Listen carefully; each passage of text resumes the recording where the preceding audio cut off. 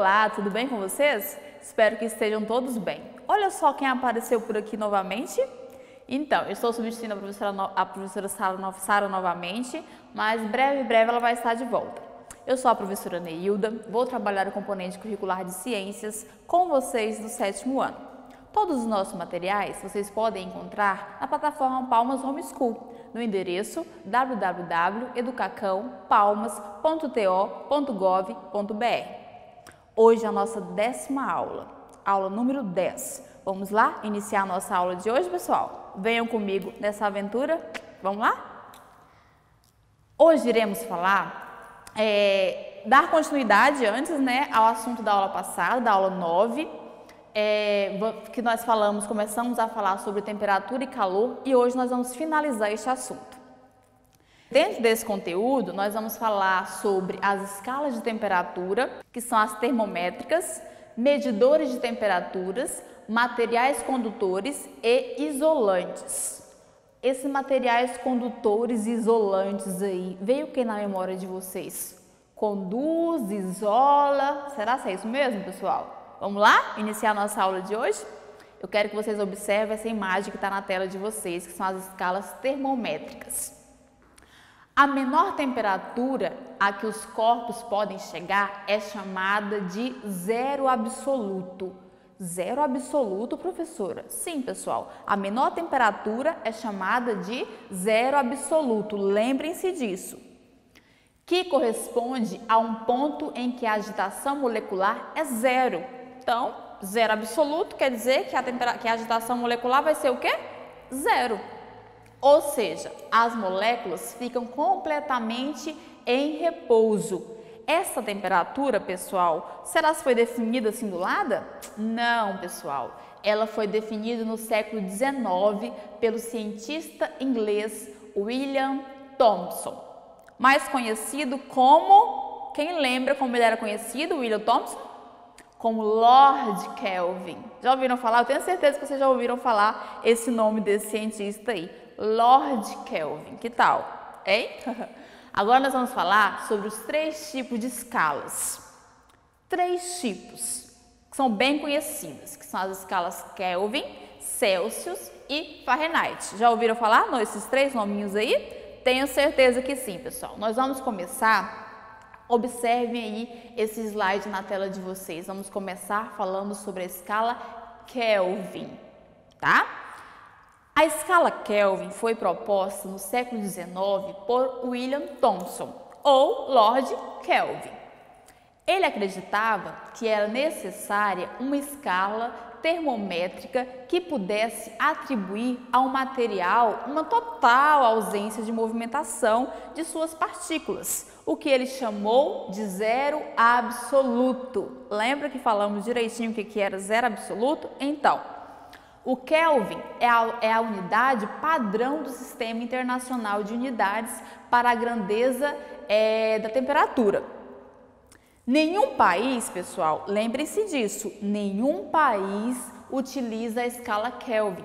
Esta é bastante utilizada em experimentos químicos, físicos e científicos no geral, ou seja, não é utilizada oficialmente por nenhum país. Ao ler-se uma temperatura nesta escala, deve-se omitir o termo grau, assim fica 25 Kelvin, certo? Então, quando você vai ler, você não coloca 25 graus Kelvin, você coloca só apenas 25 Kelvin, certo? Lembrem-se disso. Agora nós vamos falar sobre as escalas Celsius. Observe aí na tela de vocês, pessoal. A escala Celsius, que é a unidade medida em graus Celsius, é uma escala termométrica usada na maioria dos países do mundo. Teve origem a partir do modelo proposto pelo astrônomo sueco Anders Celsius. Essa escala é baseada nos pontos de fusão e de ebulição da água em condição atmosférica. Nós temos o padrão aos quais são atribuídos os valores de 0 graus Celsius, certo? 0 graus Celsius e 100 graus Celsius, respectivamente. Ok, pessoal? A escala Celsius, que adotou para o ponto de fusão de gelo o vapor 0 e para o ponto de ebulição da água o valor 100. Dividiu-se o intervalo obtido entre os pontos fixos em 100 partes iguais. Então, pontos fixos em 100 partes iguais, professora? Sim. Em que cada parte corresponde a uma unidade de escala, 1 grau Celsius, certo? Agora nós vamos falar sobre a escala Fahrenheit. Fahrenheit é uma escala de temperatura proposta, sabe por quem? Qual é o cientista? Quem lembra? Hein? O Daniel Gabriel Fahrenheit, em 1724. Uau, professora, há muito tempo atrás, né? Sim, pessoal, há muito tempo atrás. Sua unidade é o grau Fahrenheit, símbolo que é graus Fahrenheit. Tem um símbolozinho, né, como vocês estão observando aí na tela de vocês. Nessa escala, o ponto de fusão da água é de 32 graus Fahrenheit e o ponto de ebulição é de 212 graus Fahrenheit. Então, ponto de fusão, 32 graus Fahrenheit. Ponto de ebulição, 212 graus Fahrenheit. Lembre-se disso. Uma diferença de 180 graus. Uau! Que diferença, hein, pessoal? Enorme! Essa escala foi utilizada principalmente pelos países que foram colonizados pelos britânicos, mas seu uso atualmente se restringe a poucos países de língua inglesa, como os Estados Unidos e Belize. Então, apenas esses dois aí estão utilizando no momento, ok? Fahrenheit construiu um fenômeno mais preciso do que todos os que tinham sido construídos naquela época. Então ele chegou, como se diz, chegando, fazendo o que ninguém tinha feito antes. Inicialmente, o que ele fez? Ele adotou as escalas elaboradas por Homer, que construiu vários termômetros. Então ele começou por essa abordagem aí até chegar ao produto final. O que ele fez? Ele dedicou grande parte da sua vida à medição de temperatura e também inventou os termômetros de álcool e mercúrio. Então, para ele chegar onde ele chegou, pessoal, ele praticou muito, ele se dedicou o tempo dele a chegar nesse produto final aí. O processo de chegar à escala final é amplamente desconhecido, então ninguém tem acesso a passo detalhado de como que foi toda essa trajetória dele até chegar esse produto final. Ninguém tem ainda, né? Mas vai que algum de vocês aí que está desse outro lado da telinha vai ter acesso a tudo isso. Agora nós vamos falar sobre termômetros e vamos iniciar falando sobre termômetros clínicos. Uai, professora, eu não sabia que existia esse tal de termômetro clínico aí, só conheço aquele que minha mãe tem, que a gente mede a temperatura quando a gente está com febre, para ver se tem que ir para o hospital ou não. Pois é, pessoal, tem vários tipos de termômetros e nós vamos conhecer algum deles aqui agora. Vamos começar pelos termômetros clínicos, tá bom? Observe essa imagem que está na tela de vocês. A temperatura de um corpo pode ser medida por um instrumento chamado termômetro, como a gente acabou de conversar, vocês já sabem disso. A maioria dos termômetros funciona por contato, ou seja, é necessário que ele fique em contato com o corpo que se deseja medir a temperatura, até que as trocas de energia entre eles cessem. Como assim cessem, professora? Ou seja, pessoal, até que o equilíbrio térmico seja atingido. Quando chegar nesse equilíbrio, vai se estabilizar. Se houver a retirada do termômetro do contato com o corpo antes do equilíbrio, a temperatura indicada não será igual à temperatura do corpo. Por isso, quando nós colocamos o termômetro, o que acontece? Dá aquele pipi, pipi, que é o sinal que já pode tirar. Você não pode tirar antes de dar o sinal. O termômetro químico é em escala interna. Vamos saber como que é esse termômetro? Ele é um instrumento versátil que pode ser utilizado para diversas funções. Para tal, ele é capaz de medir uma grande variação de temperatura com grande precisão.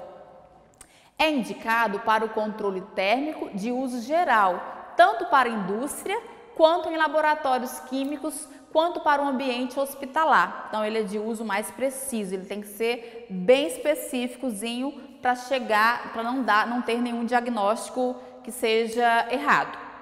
Ele possui uma escala interna que vai de menos 30 graus Celsius a 110 graus Celsius. Uau! Que tal? Vocês sabiam dessa informação? E sobre o termômetro industrial? Já ouviram falar alguma coisa sobre ele? Conhece alguma coisa? Já ouviram falar?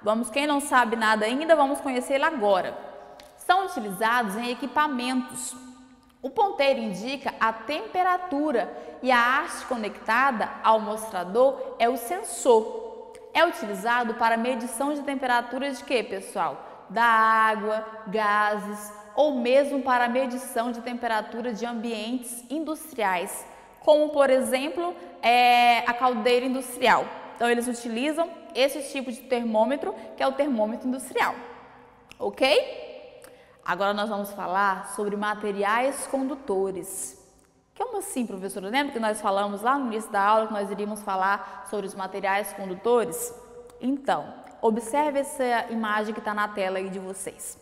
Quando eu falo em condutores, pessoal, são materiais que possibilitam a movimentação de cargas elétricas em seu interior com grande facilidade. Ele conduz, certo? Por isso que o nome dele se chama materiais condutores. Esses materiais possuem uma grande quantidade de quê? De elétrons livres. Os metais como o cobre, o ouro, a prata e o alumínio, eles são bons condutores elétricos e por isso são muito utilizados na transmissão de corrente elétrica em circuitos elétricos e em dispositivos eletrônicos. Então, se eu perguntar lá exemplos de materiais condutores, você vai me dizer o quê? Cobre, ouro, prata e alumínio. Muito bem, estão de parabéns. Muito bem. Falamos sobre os materiais condutores, agora quem é o próximo? Quem lembra? São os isolantes. Nós já conhecemos os que fazem a questão da condução. E agora, quem isola? Vamos lá conhecer?